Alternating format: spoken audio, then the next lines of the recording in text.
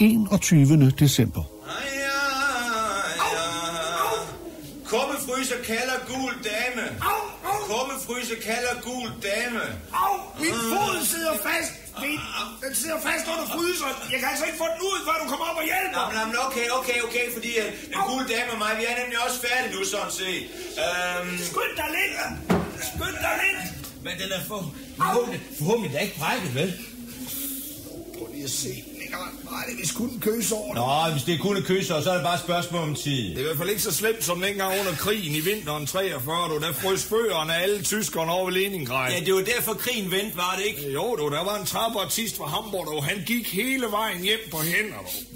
Det er derfor, han skal det her handsjuge på tysk. Nå, okay. Lad os lige prøve.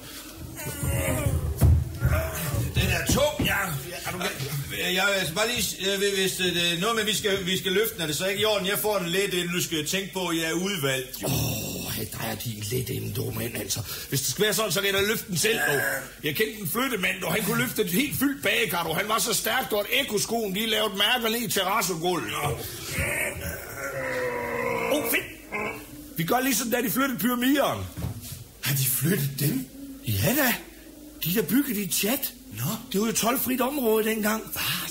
Ja da. Så tog Egypterne over og købte toldfrie pyramider over i Tchad. Så lagde de lige sådan nogle rundstokke ind under pyramiderne, og så rullede de dem hele vejen til Kairo. Jamen, hvad gør vi? Du tager da de hegnspæle, der står derovre i hjørnet der. Ja. Det er nogen, jeg har tilbage fra dengang dyrehandleren, han solgte jersey-køer. Jamen, så skal de lige ind under nu. Så prøv på den ind under. Jeg kommer lige ind under hjem, og så en herhen også. Sådan der du. Okay, så synger vi så. Ja, okay.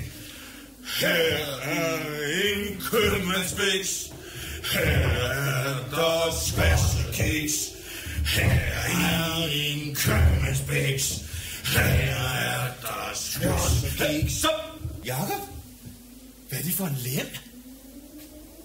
Hvorfor en lem? Gud, den har jeg aldrig set før.